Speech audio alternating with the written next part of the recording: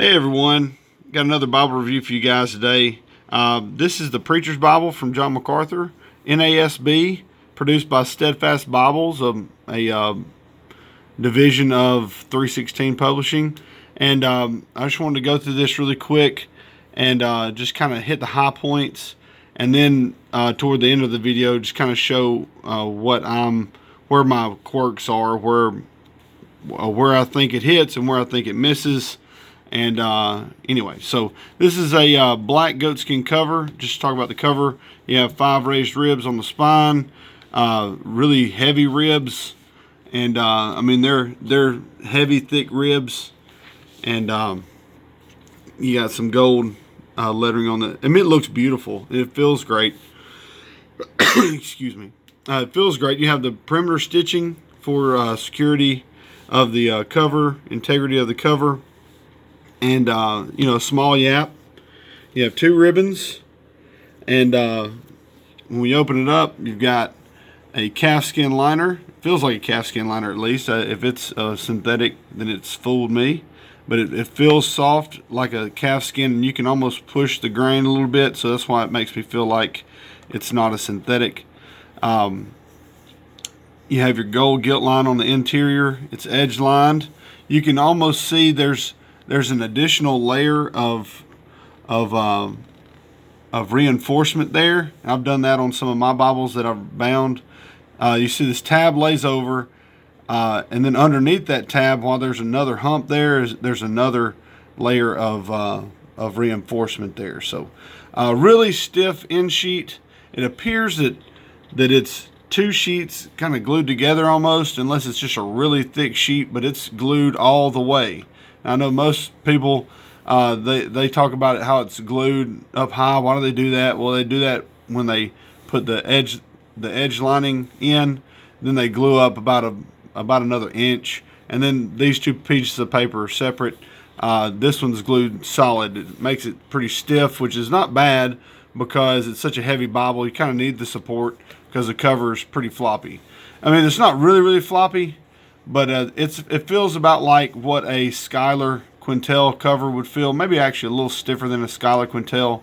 The Thin Tail and PSQ have much thinner liners, so they're much more floppy. But the original Schuyler Quintels it has a similar feel. So it's really beautifully gilded. I mean, one of the prettiest gilding jobs that I've seen, aside from maybe Church Bible Publishers. I think they might double spray, or they just use a better gold, but it's one of the better gilding jobs.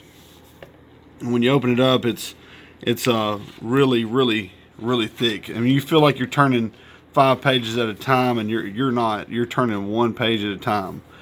First thing you come to is a letter from John MacArthur. Shows the date, kind of the vision for the Bible. And you have your title page and your publication page, your ISBN numbers, the publisher's name, all that good stuff. So you have your Lockman Foundation copyright stuff for the New American Standard Bible, and then the typesetting is a 2K Denmark typesetting, not at all like the 2K Denmark typesetting for the Quintels. This is a 10.5 font. I'm just going to go ahead and flip into the interior. As you can see, it doesn't really like to lay flat at the start of the Bible unless you really work with it. But let me come to this ribbon portion. All right, so the paper is a 65 GSM paper, which is just insane. That is probably thicker than a lot of textbook papers. It's just really thick. Are actually really dense and really thick. Excuse me.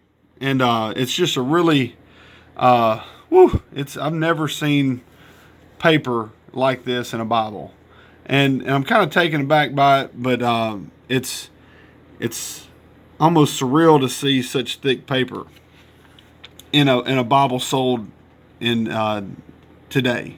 It's a verse by verse, single column layout, 10.5 font. You don't have the footnotes, or you don't have the references, but you do have about 1.5 inches of marginal room for notes, which is nice.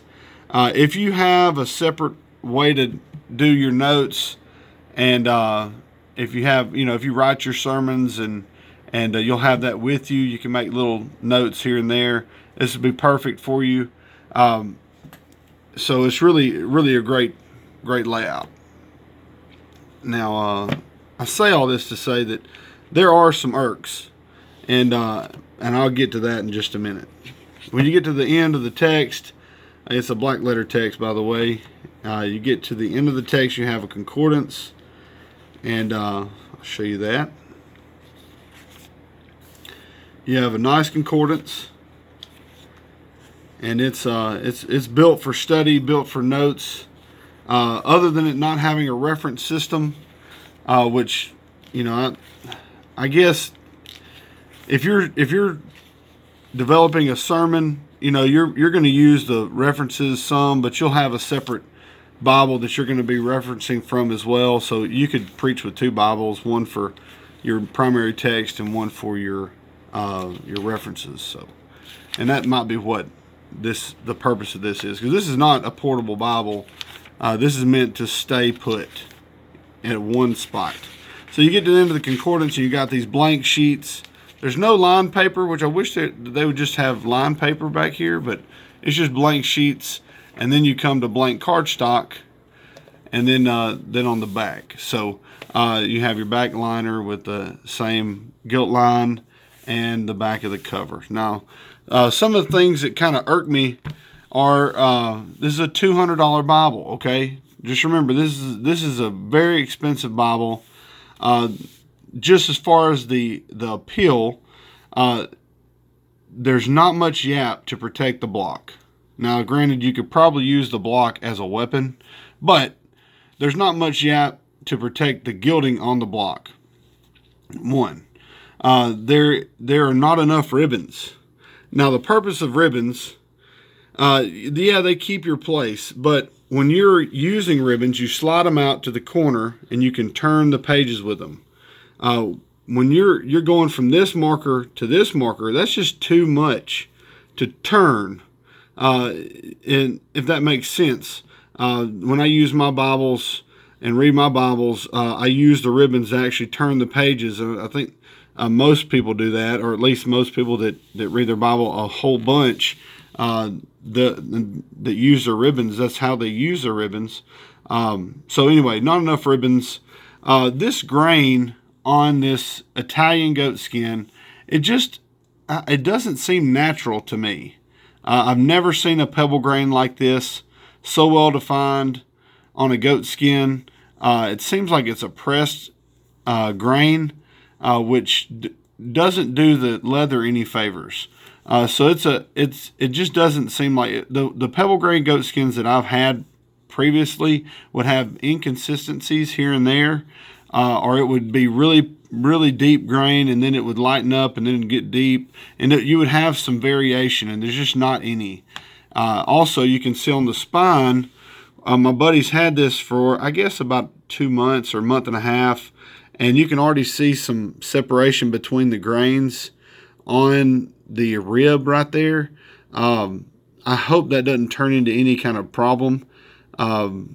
But if this is a pressed grain, then that's the kind of weakness that you want to look out for, are those separations between those, where the press kind of pushed in the grain. So if this isn't a pressed grain, then that's just really odd. I've never seen a natural grain do that at all, ever. Not on a goat skin, at least. So anyway, that's another irk.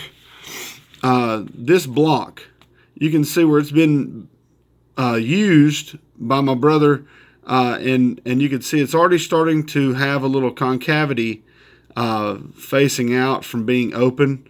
That's just the sign of a good preacher. But also, I think with a Bible this size, they probably should have used some kind of cardstock backing that would keep that spine from flexing. The pages are so heavy, and this thing's not going to lay flat anyway, that you would almost rather it keep its size. You can already see it kind of buckling out a little bit there. So you have to be careful, because it's going to do nothing but get worse that bulge right there is going to do nothing but get worse over time, because the text block has nothing really substantial to keep it flat. So that's going to be a potential problem. Also, on a Bible like this, there's no art gilding. It's just white under gold. And for a $200 Bible, you would expect, kind of, everything but the kitchen sink on a Bible. So that's another irk. Also, when you have this paper, depending on the amount of light you have, where you're reading from, this can get really, really, really annoying. You can see this gloss on the paper. It's really, really annoying. I mean, to be such an awesome text layout, 10.5 font, single column, and the numbers are out to the side. It's just beautiful. Personally, I don't really use the reference system that much when I study. I study with a separate Bible, and I'll use different references. But I love, it's just built for reading. It's built for preaching. I love that, and it's just terribly annoying. And the camera doesn't show it as good as just your naked eye. I mean, you can see this whole side of this sheet's glossed over. So it's really, really, I don't know, really annoying and distracting. So hopefully, if you preach from one of these, that doesn't happen to you. But that's really tough. I wish that, and I know this 65 GSM paper, you could use the same paper, and not the same paper. You could use a 65 GSM paper and it be non-coated. But there's also a slickness to it that I'm worried if I did write on it, that it could smear if I used anything other than a felt tip pen. Like a gel pen, you'd be tempted to, but you could smear it. I mean, it could be an issue with this type paper. Now, granted, there's hardly any. You can see some ghosting, but it is really, really low. I mean, it's awesome for reading. There's not much ghosting at all, and it's line matched. So the little bit of ghosting you do have is it's really minimized. The distraction with the line matching also. So anyway, those are kind of my irks. The yap, the ribbons. Like you can see, if I want to go back to this spot, it is nearly impossible to actually use that ribbon how it's designed to be used with that big of a chunk. If you had 3 or 4 or even 5 ribbons, you could turn this one and turn that one, and it'd keep you from having to thumb through these pages and potentially scratch up the gold or dent your pages or even tear your pages. So there's purpose in those ribbons being as wide as they are, and the ribbons are really short. And so when you go out to the edge, you just barely have enough ribbon to grab. So anyway, I know I'm running a little long, but I just wanted to kind of show you guys this Bible.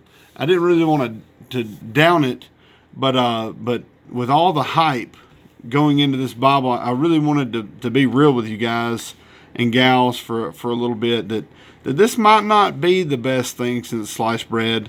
There are some others that are excellent, and I'll do another video comparing this Bible to a few other excellent Bibles, and I'll also do like a size comparison so you can kind of see. Now this is a 9.5 by 6.5 by like 2.5 inches thick. It's 5.5 pounds. It's a monster of a Bible. It's humongous. So anyway, I'll show you some other pictures or some other Bibles to compare it to, so you can kind of see some size comparison. But anyway, hopefully this was helpful for you guys prior to purchasing, and maybe the next editions from Steadfast will have art gilding and more ribbons and longer ribbons and maybe a more natural grain goat skin, and I don't know, there's a few other things that and maybe a reinforced block where it won't have that bulging on the ends. So anyway, hopefully that was helpful. So when you're ready to purchase one, you'll be more the wise. So Anyway, thank you guys for watching. God bless.